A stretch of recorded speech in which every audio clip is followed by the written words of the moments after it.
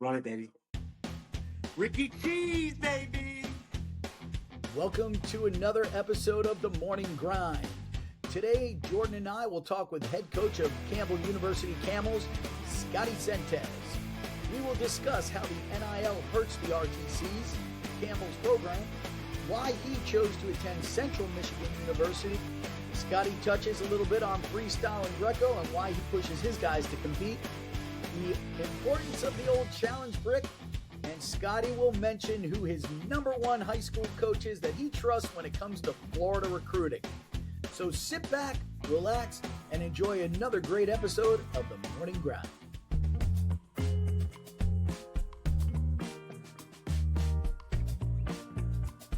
How many years are you at Campbell now as the head coach? Oh, as head coach, what am I going on? Year 4? I think I've been here for like eight or 9 years. I get mixed up. And then head coach 4 years. So what, you went from associate head right to head, or how'd that work? Yeah, so my story is I was at Cal Poly. My boss took the executive director position at Beat the Streets. It's like, you going to New York with me, or what are you doing? I'm not going to New York, right? And so when you're the assistant, you don't, if your boss leaves, you're kind of screwed. So I was looking around. I had a couple options. I wanted to go back to Michigan. My wife was not going to do that. She hated the weather. So did I, but I had a chance to go back to my alma mater, but just kind of took a chance on Campbell. Obviously, big name here, and then they were terrible. I think they were like 2-17 or something crazy. Yeah. And brought one of my best guys with me from Cal Poly. Kind of turned it around real quick, and first year won the conference, and we kept building on it. So I came in as an associate. I might have been a head assistant, then associate head, then head, but just sort of, I guess progression in terms of title. I'm not really a title guy, so I never went in asking for it, but kind of moved up. What about the NIL? Like, what do you think about that as a head coach and a younger head coach? So having a little bit of time to adjust to it and knowing that it's going to be on your mind for the next like 10 years. I don't like it personally. I just think when you're dealing with amateur sports, you want it to be even. So you want every team to kind of have a fair shot at it, right? There's always going to be the haves and have-nots, and I think NIL just kind of creates more distance between the two. So I personally don't like it. I understand, right? It's great. These kids can get paid. That's what it's meant for. But I think the intention's great, just like Title IX. But we're all competitors, and whatever system we have in play, we're gonna use it.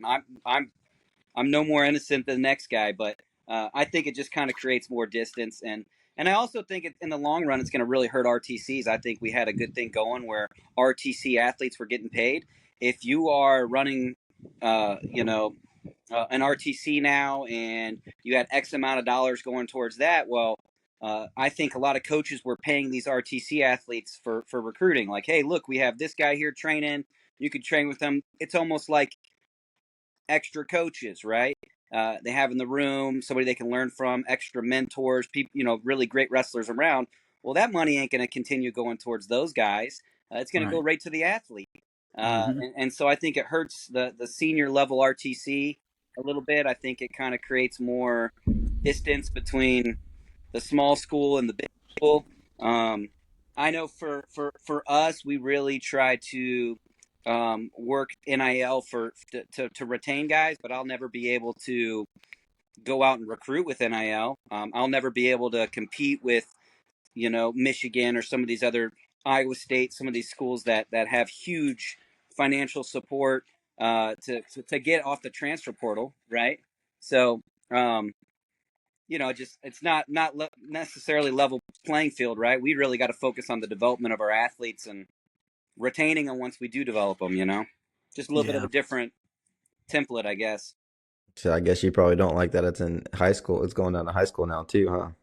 Let them get paid in high school, man. Hopefully they got enough money. They don't need that. They just want to go where they want to be good. That's true. They do that, I'll be all right. You think you'd have utilized that back in high school if while you were at Riverdale, if Highland Prep was there back in the day and they came calling? I don't know. I'm more of a loyalty guy, man. I'm not in it for money, right? So my mentality, probably not, right? If I were at Central and All-American true freshman year, I wasn't leaving for any amount of money, but that's just my mindset. But I think there's a lot of people that will, and I don't fault them for it. I don't think they're any less of a good person. I think some people look at things business wise. I guess I've never really had that personality, so I probably wouldn't have cared. I wouldn't have left. I would try to get it where I was at, but Yeah. just kind of my mindset. What made you choose Central Michigan over the others that were coming after you? So my dad loves wrestling, and Yeah. we're actually from Michigan. So my grandparents and uncles and aunts and everybody's from Michigan. We moved to Florida when I was a baby. And so my dad had always followed Michigan. And in that time, Flow Wrestling really started catching ground. You can kind of be educated on what teams are actually good. People might not realize this, but before I went to Central Michigan, I think they were coming off of a 5th place finish at the NCAA tournament. Yeah. They were a really good team, and I think people just didn't realize that, like myself. But my dad did, and he sent me to a camp, and I remember they were trying to recruit me out of this camp, and the first thing I said when I got there was like, hey, my dad made me come to this camp. I'm not going here. I'm just here to have a good time. Wrestle and I started seeing what Tom Borelli, he just retired this year, was doing with those guys, and sort of what their credentials were in high school, what they did in college, and I was like, dang, this guy's developing kids, and he was very he was kind of like a military guy, so he was very strict, and to be honest with you, at that time, for who I was in high school, I needed that. I need somebody to kind of have a thumb on me and get me in order, and Tom took a risk on me. I probably wouldn't have recruited me if I was a college coach, but Tom does really good at getting guys in line, and it just made sense, right? I knew he could kind of, I don't know, baby me a little bit, get me in line, and get me right, and he did a great job. I think it was for who I was coming in. I think a lot of schools I probably would have dropped out, but Tom kind of kept me in line and got me living right and things like that. Nice. That's interesting. What were there actual college coaches that kind of passed on you? Like, someone who was a senior national champion, ranked fairly high, like, usually in the top 5, top 10. Like, it's hard to imagine that some schools would pass on you. It's tough. I don't think I was passed on, but I was pretty short on conversation. Like, I hated the whole calls, and I had a bunch of visits lined up, and I went to Central. That was my first visit, and I just canceled everything. And I'm one of those guys that I pull the trigger. That's just how I am. I'm like that today as a head coach. If it feels right, I jump in. I didn't need to shop around. So I had a bunch of visits. My dad didn't even know I had committed until like a month later. Somebody put it online. I'm like, hey, congrats. I'm like, for what? He goes, your commitment to Central, right? Wow. So that's just kind of where I was. If it felt right, I was doing it. I didn't need to shop around, or I wasn't really in it to be wined and dined. I knew what I wanted. I wanted to be a really good wrestler. I wanted to be a better person. I wanted somebody that was going to keep me in check and not put up my bull crap. And when I found it, I was like, there's no point in wasting time. I don't really care. This is it. I can hit my goals. I'm done. Boom. Who were the four schools that you had visits with that you just said, I'm done, I'm going with Michigan? Who were the other 4? Yeah, Old Dominion, Missouri. I had a bunch of Ivy Leagues reaching out, trying to do it. I would have bombed there. But yeah, a bunch. I can't even remember them all now. But a lot of that kind of stuff I would pawn off on my dad just because I didn't care. Right, I was really kind of locked into whatever I was doing at the time. I had very short term mindset. Right, it was what's next, not what's 5 steps from now. I was never a long term goal maker. I was short term. This is coming up. I want to win this, right? And then move on from there, right? Was there a transition period for you? Going from high school to college and going from a bit of probably being able to do whatever you wanted to having like a tougher coach on you in college? I mean, it was just hard work, but I had built this college thing up to be something bigger than it was, right? Like I remember me and my brother went and visited Central, and we went out downtown and we were playing a drinking game, and one of the kids there, I guess, was happened to know one of the wrestlers. They go, "Oh, what weight are you?" And I was like, "I'm a 25 pounder."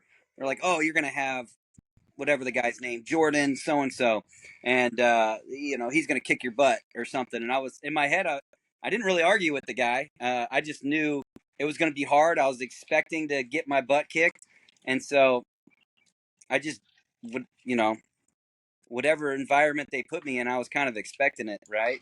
And so to go in and bang your head and run as much as we did and lift as hard as we did, and having the senior guys that we did kind of coming in and trying to take it to me, like I didn't really care, right? I was expecting it. So for me, it was just what it was. It wasn't really a transition. It's just, okay, I have harder guys.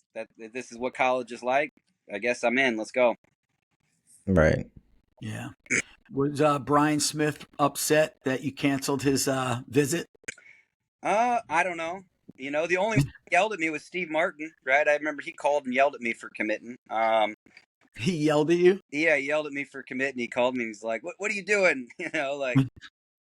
And then, but yeah, he's the only one. I don't really remember the conversations because it was so long ago. Yeah. But Brian was always a pretty nice guy. I don't remember him, Yeah. explaining his disappointment or anything like that at the time.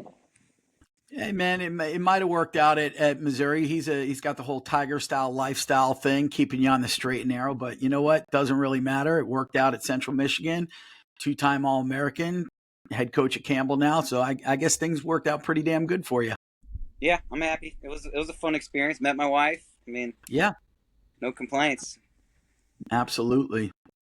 Hey, so something that I was talking, me and Ricky were talking on before, and a lot of coaches will kind of push this about how you have to wrestle freestyle and Greco to end up being a really successful folk style wrestler. You were primarily a folk styler. Now like looking back and being a head coach, do you think you would have, participated more in freestyle and Greco, or are you pretty happy that you were primarily a folk styler?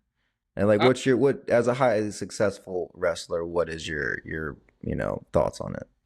It's tough. I love freestyle now. Since I came to Campbell, I started getting into freestyle. At Central, I remember we would basically just train folk style, and then he'd send us to some freestyle events, and I had no idea what the rules were. I was like picking people up and walking out of bounds with them and giving them points. That I had no idea. And so I hated it, right? You don't want to do something you're going to lose at. And I remember, I was losing at it, didn't know the rules. And then when I came here, obviously, I was, big freestyle mindset and started to learn about it. And I love it. I love freestyle. It's hard to say if it would have made me a better wrestler, because I think a lot of my best wrestling, or what made me different from high school to college, was I was really good on the mat. And I had a lot of time, the full summer was spent wrestling on the mat. And so I don't know if I would have had that initial success that I had in college had I not been so good with my mat wrestling skills. But with that said, I love freestyle. I would push everybody to do freestyle. I think it's great. I think it teaches a lot of really great universal wrestling skills, like controlling the center of the mat. It gets you creative with scoring points. You just have to expose them. You don't even have to hold them there. So I just think it does. It's almost like a new game. It almost is like cross training. It's like a new game to better yourself at folk style. So I love it. I think the funner wrestling is. I think the better you're going to be. And to me, freestyle is like a game. So I enjoy it, and I think everybody should do freestyle, to be honest. And you got a very successful guy on your team at freestyle, Shannon Hanna. Just got a medal, right? Yeah, he's gotten 3 international medals, and Wow. you guys know he started as a sophomore, and then I have another guy who won Pan Am's, and then I had a third guy that got offered the spot at Pan Am's, but he didn't have a passport. And Greco, who's that? We have guys competing internationally now, which is interesting because I don't really know the technique as well. I don't run the freestyle practices. Usually I have TJ Dudley before TJ Wynn was running it. Josh has some techniques, so every year I almost have to relearn freestyle with these guys, which is fun. Which I'm sure there's a lot of high school coaches doing that, right? Learning as they go. But yeah, man, we put guys out there. Shannon will be at the World Championships in Albania this year. Compete for Bahamas, so I'm going to go out there with him, not knowing a lick. I just told him, tell me to throw the brick and I'll do it, you know? This episode of The Morning Grind is sponsored by the Grappling House Wrestling Club, owned and operated by Coach Jason Westlager. Coach Westlager brings a wealth of wrestling knowledge from his home state of Pennsylvania. At Grappling House Wrestling Club, it is designed for boys and girls ages 3 to 18. Beginners are not only welcome, but also encouraged. Grappling House Wrestling Club is located in a brand new facility located at 431 Capitol Circle Southwest A in Tallahassee, Florida. At Grappling House Wrestling Club, your kids will learn the values to success, things such as commitment, discipline, accountability, respect, and sportsmanship, just to name a few. So check out Grappling House Wrestling Club and let Coach Jason Westlager and his team of coaches inspire your kids and shape their futures. Grappling House Wrestling Club, where champions are built. That's funny, man. When's Yes. Campbell going to get a girls team? Whenever they want to do it, they got my support. You know, that's above me decision. I'd love it. I mean, we got the space and I'm happy to help. We'll see if it ever happens. I think we could be pretty darn good if that decision's ever made. I think it'll happen, especially with you at the helm, man. Especially as like the men's team keeps on climbing and climbing, they're gonna be like, "Hey, we need to get on the action, double down." Yeah, Florida has great wrestling, and we got the Florida ties. We'd be one of the closer programs to Florida that would offer it, Division I. So it would be to me, it makes a lot of sense. I would love it if they do that. I'll do whatever I got to do to try to help.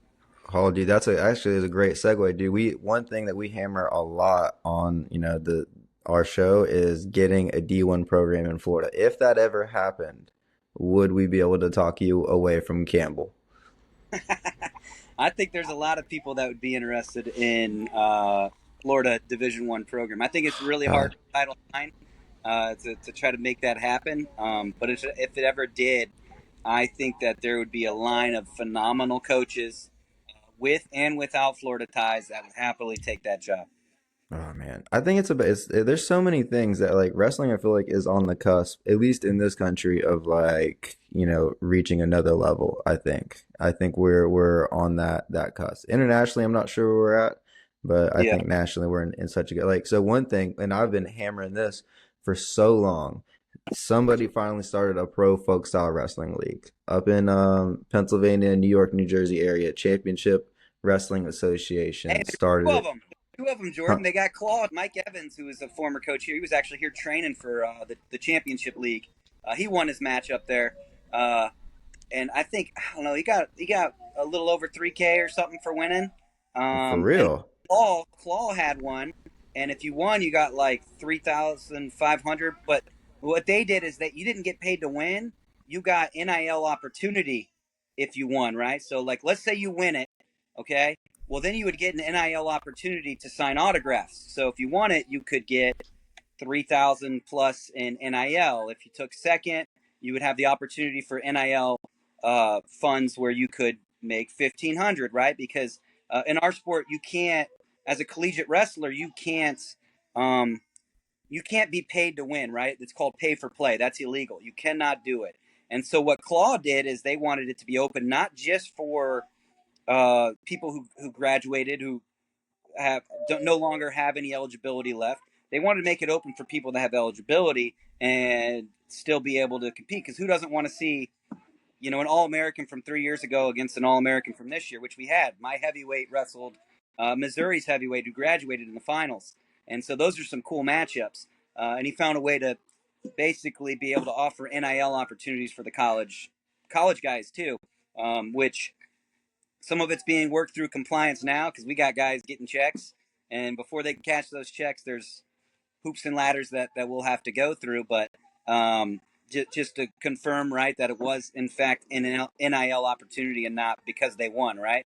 I think that's the distinction that's really important as they make that decision. But, man, we got, Hodge got a $500 check. He's one of our incoming freshmen. We had two guys get $500 checks, two guys get $1,500 checks. I think that builds up. In the summertime, you have college guys making money, and at least my guys who I can't offer a ton of NIL to, have opportunity to go out and earn their own money, right? Yeah. And earn their own NIL opportunities. So to Well, me, then, Claw's and really cool. I mean, I'd keep an eye on Claw too. That one, the rules were crazy. They had like, you got to look at the rules. Like they have, if you're on bottom, they have these like cones on the outsides of the mats, and if you're bottom and you knock down one of those cones, you get a point. Like it's wild. It was like a giant game.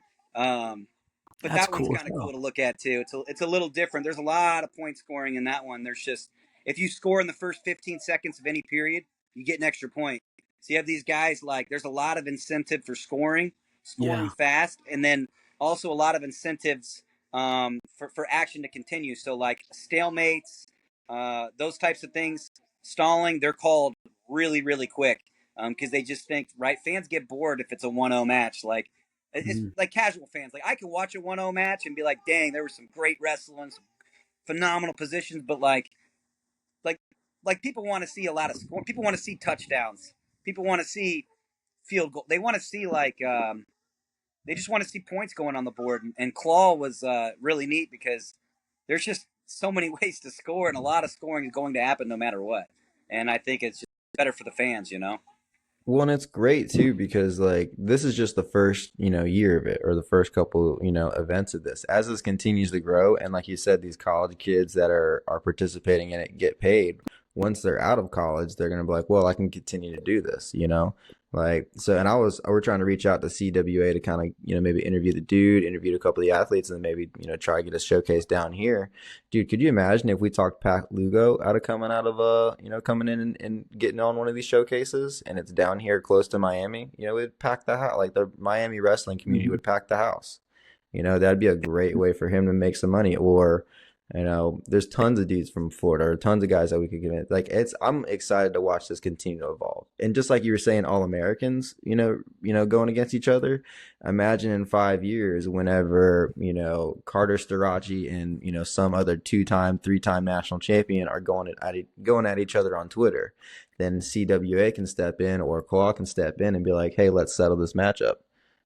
Or as they grow in, they start adding title belts to it, like a 55-pound belt, a 45-pound belt, a awesome 75-pound belt. You'll have these guys going in there and being like, oh, cool, we have Carter Strachey, who may be a 4 or 5-time national champion. Like, how long can he hold his belt? Can anybody beat him? Like, how cool would it have been to see Cael Sanderson? Like, can anybody really beat him in Folkstyle? Like, how long can he go unbeaten in Folkstyle? Like, maybe he goes off and he would have held a CWA belt for 5, 6, 7 years, or maybe somebody finally beats him in like a 1-point match, but because like that's my biggest problem with wrestling is like we have such a ending, right? Whether it's high school or college, like once they get to a certain point, it's like, all right, you're done. Like I feel like there's so much more money left on the table as far as entertainment value, as far as keeping people in the sport, because every youth wrestling club, it's like once you hit 18, 19, it's like, all right, go away, go do jiu-jitsu, or you can come back and coach. I wish a lot more clubs would offer some kind of adult wrestling, which I'm starting to see a lot more. I think that it would just be nice to see us retain more of our guys instead of, letting them dissipate into the world. Well, Scotty's got a guy on his team, Johnny Lovett from Florida, Dade County. Can you imagine a Lovett versus Lugo match in Dade County? That place would go nuts, man. Do it. That'd be sweet. Right? But I think Johnny's probably a little bigger, man. He's a 57 or 65 pounder. You do it anyways. Yeah. Hell yeah. Yep. I mean, Pat was a 49, but he's probably walking around at 55, 60, probably, if not more. He didn't look that big last week, though, when I saw him a couple weeks ago. Yeah, I mean, it would be great. I think right now the only avenue to make money in wrestling is UFC. I think you see a lot of people going to UFC or the fighting route, and if they hadn't wrestling, I think more people will do it. Even if they're doing the fighting, I think right now, I don't know if I'm allowed to say this, but I do know that there are some organizations trying to go UFC fighters versus wrestlers in a wrestling match, and I just think you're seeing wrestling is making the attempt to try to market itself in new ways with UFC Fight Pass joining on in college wrestling. They signed a 5-year deal with some of these organizations starting up. I do think that wrestling as a sport is understanding that we do have to market ourselves, that we do need promotions. Um, and we're trying, right? And I think that's important. I think we need it. I think there's people that are going to want to watch these things, right? You guys want to watch the Florida guys. I want to watch any of them, Florida, Ohio, whatever. I want to watch Oh yeah. big name guys compete. I think it's fun. I thought the championship league had some great matchups. I thought the claw had some great matchups, and we got to do better as fans to support it, right? Like we say what we're saying now, but like we are the biggest whiners ever. Wrestling community, like nobody wants to pay. Yeah. Everybody wants the athletes to have money, but we're not willing to pay it. And so the question is, how do we get the general fans on board? Because that's where the money's going to come from: is people buying tickets, people showing up, people buying that online stream, and it's not going to just come from just wrestling. I think we got to change our mindset and support more of these, right? And I don't know if that's going to happen overnight, but we need to do it, especially with you know revenue sharing coming down the pipeline. I think Olympic sports are really going to have to hustle to find ways to make themselves profitable, right? We're non-ticketed sports, so whether that's at the starting with the championship leagues, whether that's starting with doing things for the program to build up fan bases. I mean, there's just a lot of work to be done on that front for wrestling. Yeah, for sure. Hey, not to change the subject real quick, but if I don't ask you now, I'm going to forget. Did the Rivera twins graduate from Campbell? Yeah, they They graduated. did. Okay. Yep. And one of them took third in the SoCons, right? I think Chris or Chris. Justin took fourth. I think Chris might have taken third 2 years ago or something. Yeah, 49. Yeah. 2022, 2023 he was the season. 41 last year, and we ended up going with Winton Dinkins, one of our Ohio freshmen. Okay. Fighting back and forth for the spot, and Winton ended up earning it. So, and then Justin, I think, took fourth. I'm pretty sure. Okay. The Gardner Webb kid for third and fourth. So how what do you think about the change in the scoring? You think it helped? Do you think it was necessary? You carry the way? I liked it personally. I think I didn't like it when they first came out with it. I thought it was stupid. I'm like, why, right? But no, I think it made it a lot easier to, if you really push yourself as in the lead, to really distance yourself earlier on. You can get a tech sooner and get off the mat, and then at the same time, it was a lot easier to kind of come from behind to win. So I like that aspect of it. We were able to put some matches away, quick, that instead of having a guy hold on, even though there's a big spread, it just makes it that much easier to kind of just end the match and put it away. And then again, the big mindset shift in terms of like, there's so much scoring that can happen that if you get the ball rolling, you tire a guy out, you can come back quick. So to me, I liked it. I think the more points that are on the board and rules that help athletes be able to put points on the board, I think the better for the fans. I think the more creative wrestlers are going to get. So I personally like it. You know what I think is hurting people, hurting the sport a little bit is the reviews. Oh man, that 33-pound match in the finals with Vito and Fix, that thing was like 40 minutes long, man, that match, because all the bricks getting thrown. Yeah. I mean, it's tough because the brick's important, right? You want the right guy to win. Of course. But then here's my thing though, like how often, like I saw a statistic saying like it's like less than like 20% that it gets overturned. Like I want to say 12, but I'm going to be safe and say in 20. But like how often does the guy that maybe should win, who has like the better conditioning, lose because all of a sudden there's a 5, 10, or 33-minute break in the match, because I know for me, one of my biggest tools was my conditioning. Like I don't want a 5-10 minute break in between the second and third period, or like with a minute left in the third period. Like I want, go ahead and take that point so I can continue to grind you down, So I mean, we won 2 at the NCAA tournament, right? We won 2 brick throws. So I think bricks are important. I have heard conversation. I think there's two answers to that could work. One being, right, if it's not obvious, you can't overturn it. And if it's not obvious, if you're taking 20 minutes, clearly it wasn't obvious, don't overturn it, right? So I think that's one way to do it. I think other sports do it like that. It's got to be obvious, and so maybe there's a time limit on how long they take to review it. Because again, if it's taking that long, it's not obvious, right? It's so go ahead and just keep with the call that's on the mat. The second thing I think would be neat, and this is what I would prefer, is like freestyle. You can throw the brick, but then the athlete can choose to kick the brick back. And if you lose the challenge, you lose a point. I think when freestyle did that, I think that was a phenomenal rule. I love that rule, right? Like, because now coaches are sitting, if it's a tight match and conditioning's a play, I don't want to put my guy down another point. I'm not going to throw a brick to catch him a breather, because now you get a point if I'm throwing it for no reason.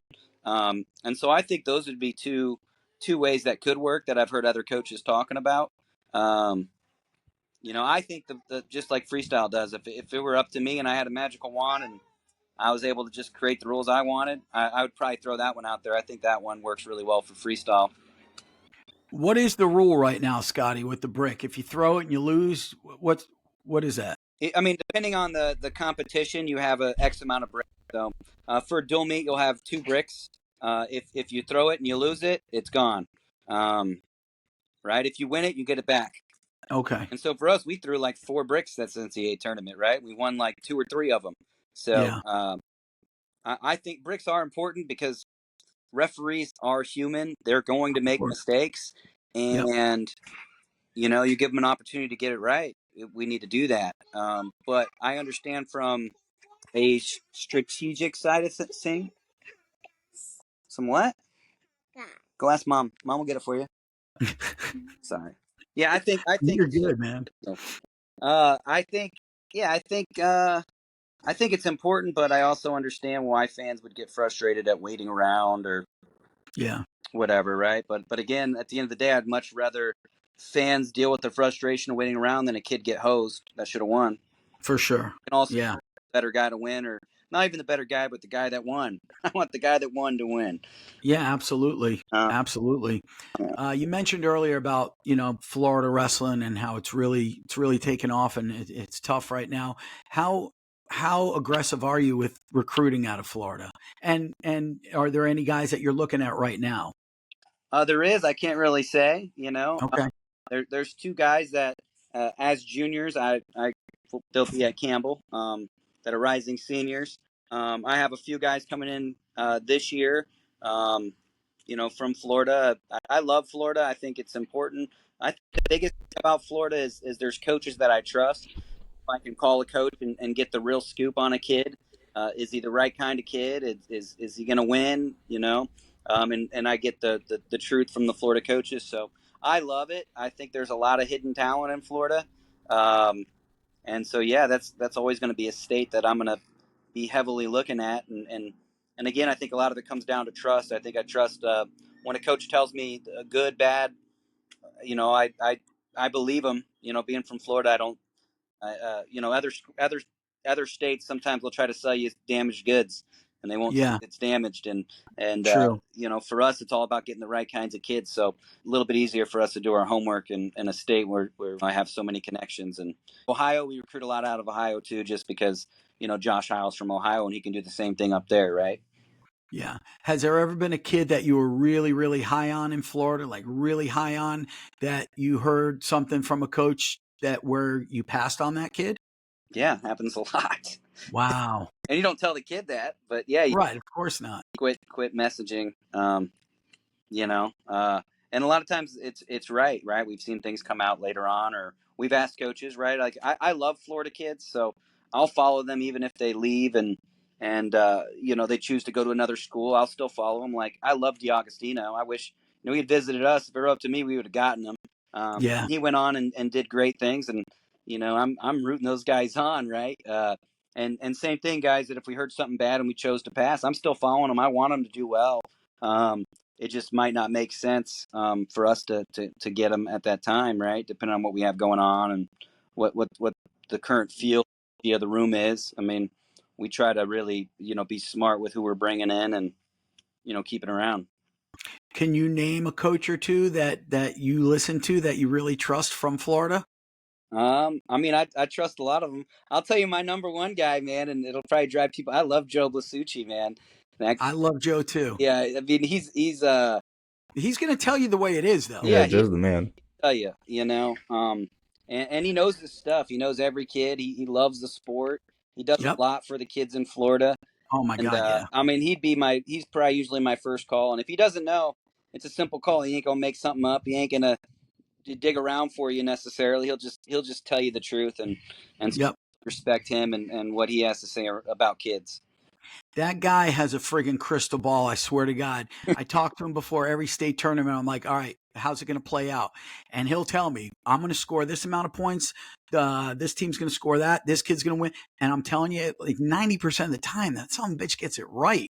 I'm like, fucking Joe, he just knows everybody, man. He's been in it so long and he's just good. And that's the He thing. is. He loves it, and he loves the kids. Yes. He loves his kids. Yep. But the truth is, like, he loves all the kids in Florida. Like, he has a lot of Yes. pride in that state. And I don't know if he gets the credit he deserves. I know He doesn't. he's very sharp and yeah, man. Like I said, for those that know Joe, love him. You know, if you Yep. know that guy, like, he still calls me to this day. I'll get a call at 2 a.m. and he'll be like, Corey Bondin still, because I lost to him in 8th grade. Like, that's what motivates me, right? Like, he'll be getting me up. I'll be like, man, I'm gonna, you know.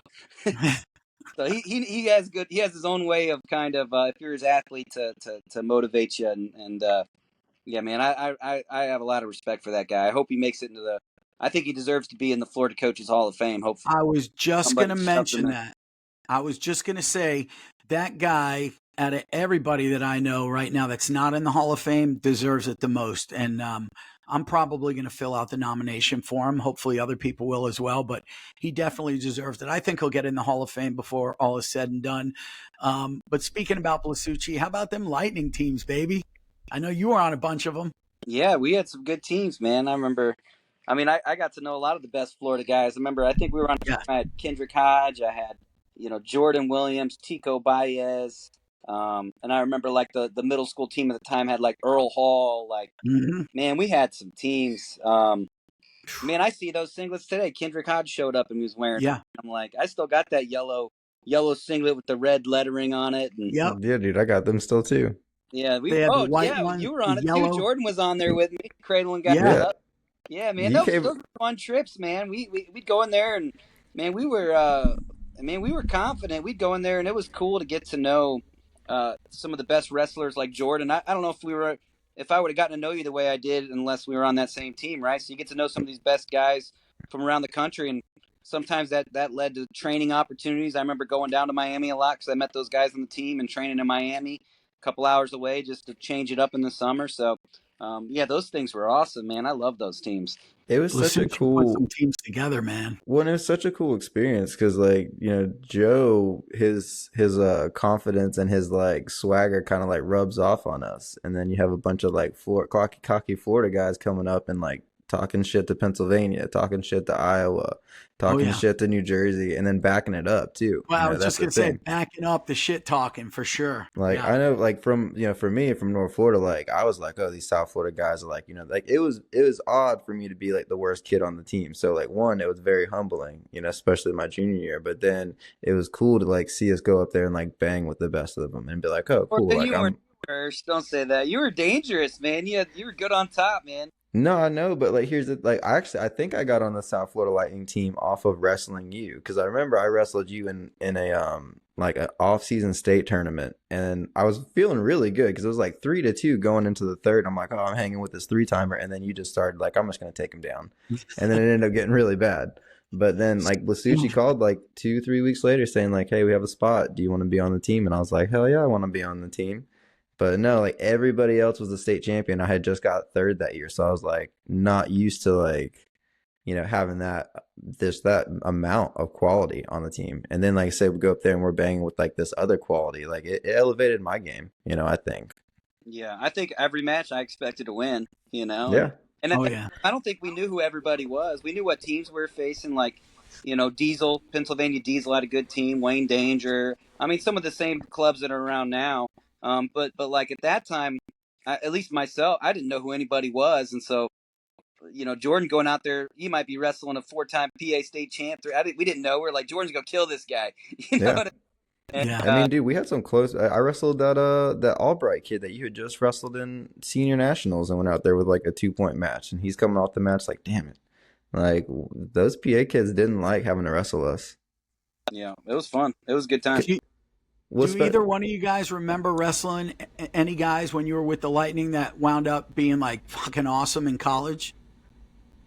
I mean, I wrestled Jordan Oliver, right? Oh, you did? You wrestled Oliver? We wrestled in some of those dual teams together. I don't know if I wrestled Bedleon or not, but pretty sure we did. No, there was a lot, man. There was so many guys on those national dual teams. Whether it was NHSCA duels were really big at the time. There was another one they used to do, I think, in Maryland, that a lot of teams would show up to. But yeah, these were the best kids in the country, like Yep. from all around the country. And to this day, man, I love to go to NHSCA duels to recruit because there's just freaking hammers, man. Oh, And yeah. now you have the all-star teams like Kong and those teams that are like super teams that are just kids from all over. In our time, Young Guns. literally like the state. You were wrestling the state of Pennsylvania. Pennsylvania had 2 or 3, killer teams. Now they have these all-star teams, so it's for college coaches, it's even funner to watch. Dude, I bet you I know one team that probably keeps Campbell fed or that you got a close tie with is that BB Train. Oh, Connor, yeah, Connor. Yeah, dude, he's doing good work. He's doing good work over there. How often do you tap him first to be like, hey, who you got for me? I know you got his soon to be 4-timer looking to come up there maybe. Mariner. I can't comment. From Mariner. Can't comment officially. No, Brady. Man, Connor Max Brady helped me a lot. So he was an older guy when I got in, so I went with Connor a lot, and I learned he's he's a way better technician than me.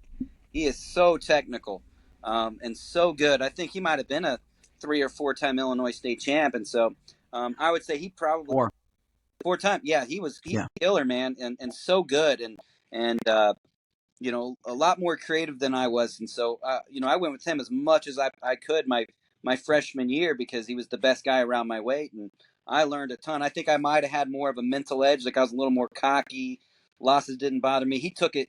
I mean, he's a guy that would, win a match by 2 and throw his headgear and be pissed. And, if I won by 2, I was celebrating, right? Like, so that's, and so I maybe had an edge there in terms of,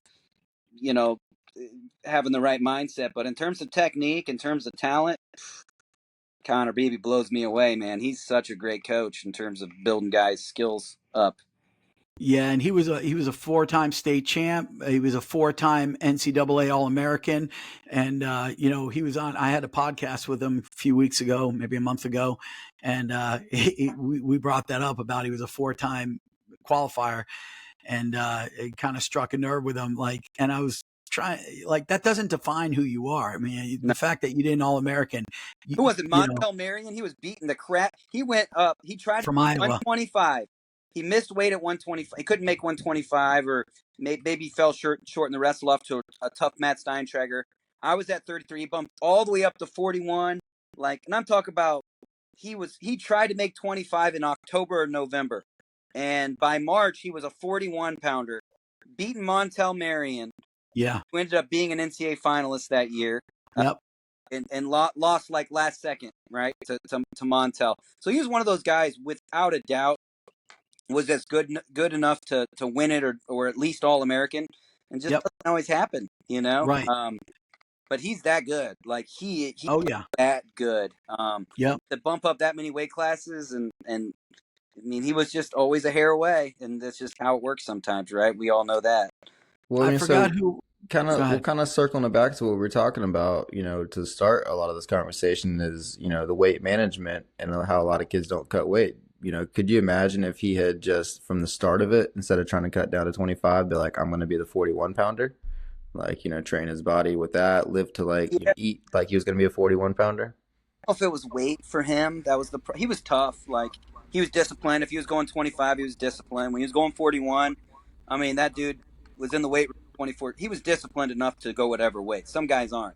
I think for him, it was just, he just was too hard on himself, man. He had, sometimes his expectations is what held him back, right? But in terms of talent, in terms of ability, can't beat him, man. He's one of the, if I were in Florida, I'd be doing anything I could to get into his mind, without a doubt, in terms of learning. Yeah. I say it all the time, man. If you're within 2 hours of one of his facilities, you're crazy if you're not training with Connor Beebe. He's as good of a wrestler as he was. He's as good, if not better, as a coach. And I could see that guy coaching at the D1 level someday if he ever wanted. He was coaching in Northwestern. Oh, that's right. Yeah. You're right. That's right. Stuff he was like, no. I think he liked the leader he had, and when they changed, I'm going to go do my own thing. And his brother already had one of the wrestling academies in Illinois. BB trained. I think they have a few. But yeah, I mean, I think there's a lot of D1 coach. I know there's a lot of D1 coaches that would want Connor and that have reached out to Connor. I'm sure to try to lure him into college, and at some point, it'll probably happen again. Because he's that good. Yeah, he just opened his second BB train in Florida, though, so I think he's kind of focused on that, building that. Yeah. And he's doing such good things with these kids, man. But going back to the Northwestern thing, he had mentioned that on the show, and he was the guy that recruited Yaya Thomas, who was a damn good wrestler. I think he was like a 41 pounder for Northwestern. But yeah, BB's tough, man. You were like really good friends with him in college? Yeah, I mean, he was probably one of my best friends, to be honest with you. Yeah, he's I was around all the time, on the mat, off the mat. I mean, he's just a all around stand up guy. Yeah, that's awesome, man. We got so many. I tell people all the time, you don't realize how many great coaches we have in Florida. Just take advantage of it. You know, you got Steve Mocco, we got Connor Beebe, you got Sean Sheldon, one of the greatest Greco wrestlers in U.S. history, the most decorated. There's so many good guys. Names and non-names. You got Alan Held. You got, right. Dude, oh my gosh, you guys got some great man. I think if you're in Florida and you're coaching it, you're doing it because you love it, and you're probably a good coach because there's a lot of other things you could be sitting on a boat, but instead you're out there trying to find ways to make kids better wrestlers. So, yeah, man, there's a lot to take advantage of in Florida. There's no doubt about that. Yeah, and I think that, you know, we may not be as deep as the Pennsylvanias or the Ohios, the New Jerseys, the New Yorks, but we're every bit as our elite are every bit as good as those guys' elite. I really do believe that. What do you think about that? Yeah, I love Florida. The top guys are freaking good. Yeah, they really are. Yeah, there's some really, really good talent out of Florida, no doubt. Luring them up north is another thing. I do wish that they had some opportunity in Division I, because there is opportunity in other divisions to compete close to home. You know, I wish I would have had that as an athlete, and I don't know if it'll ever happen with the landscape of college sports, but man, they would be a really good team really quick if Florida had it, right? Yeah. I'd be for sure. Gator. Man, Florida Gators, that'd be sick. Those awesome. Yo, man, can you imagine? Well, they did. They have like a club team, man. Their singlets were sick. Oh, man. Nice. That's good. Yeah. Their singlets look like, do you remember the old Florida national team? I forgot what year it was, but our national team singlets were like the game. We just had 3 kids, maybe more, but 3 that I know of that wrestled for Puerto Rico, that are Florida high school kids. The U17, a kid, Nathan Lytle from Harmony High School, just took bronze for Puerto Rico. Nice. Yep. One of our girls from George Jenkins High School, Miley Ortiz, she got bronze for Puerto Rico. And then we got the kid from South Dade. We call him Greedy. He wrestled for Blasucci, but now he's going to be at South Dade as a freshman. Solis, Elvis Solis. He won it. Gold medalist for Team Puerto Rico, man. Nice. So, yeah, man, they're doing it, man. These what's his name? Lake Gibson kid who's at Little Rock.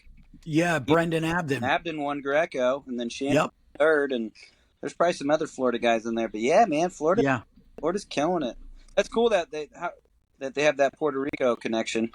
Yeah. I love the fact that they can wrestle for their whatever. I mean, United States is their home country. Most of them are born here, but the fact that if they have ties to that country, they can wrestle. That's awesome, man.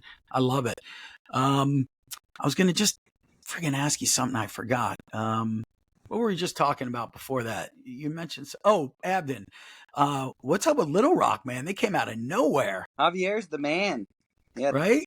They did a good job. I think what you saw is their first year, or their first year. I think they just did a really good job recruiting. I think Javier is phenomenal coach. I don't know the head coach very well. I know he's doing well too, but I know Javier, and he's a great recruiter. He's a great developer, and I think they got some tough kids, man. Where was he before that? UTC? Coach at SEU. Oh, SEU. Right. Yeah. What's his last name? Maldonado. Wasn't he? Oh, he wrestled for UTC, right? He wrestled for UTC in college. Okay. I think he was a Coach Bird. I don't know if they're related. I think Coach calls him his son all the time. Bird, I've heard Bird call him his son. I don't know if it's really his son or not, but I know he's really close with Coach Bird. When Bird I remember that. Cowboys, and then he's been around wrestling. He ran SEU, so he was a head coach for a while, and then he made the jump to Division I. He, helped things get going at Little Rock, first program. They just started it from scratch, and I mean they're killing it, man. I mean their head coach got Coach of the Year, Neil Arisman. Yes. So yeah, man, they're a force, man. We wrestled them maybe two years ago and beat them, and I think they're a lot better than the last time we wrestled them. I'd like to hit them again. They were fun to watch at the NCAA tournament, man. They got after it. Yeah, they did. Who was that? The lighter weight kid? Bailey. Oh man, Dear Bailey. He was a killer in high school. Yeah, he's good. He was. Where's he from? They had 2 All-Americans though. Yeah. He's in Illinois. Okay. Yeah.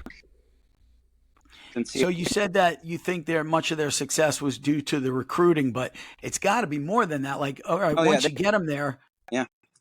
Yeah, recruiting and development. Yeah, no doubt. I know Javier's great at that, and I'm sure Neil is too. But yeah, but since he's a Florida guy, we'll give him the credit here on the show. Absolutely, absolutely. All right, man, Scotti, I really appreciate you coming on and giving us your time. I know you got your family there, but thank you so much. We're going to definitely try to get you on again. But good luck to you and everything you're doing. Good luck. I'm always rooting for the Camels, and we'll definitely talk to you soon, brother. All right, man. Good seeing you guys. Later, Jordan. Later, guys. You got it. Have a good one. Yep. See ya. All right, bye-bye.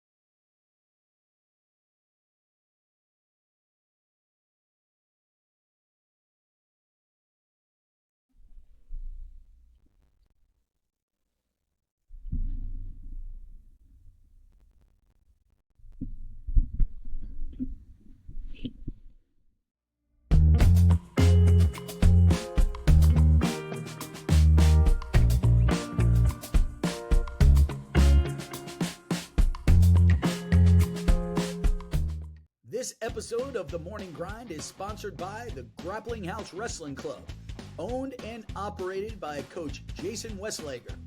Coach Westlager brings a wealth of wrestling knowledge from his home state of Pennsylvania. At Grappling House Wrestling Club, it is designed for boys and girls ages 3 to 18. Beginners are not only welcome, but also encouraged. Grappling House Wrestling Club is located in a brand new facility located at 431 Capitol Circle Southwest A in Tallahassee, Florida. At Grappling House Wrestling Club, your kids will learn the values to success, things such as commitment, discipline, accountability, respect, and sportsmanship, just to name a few. So check out Grappling House Wrestling Club and let Coach Jason Westlager and his team of coaches inspire your kids and shape their futures. Grappling House Wrestling Club, where champions are built.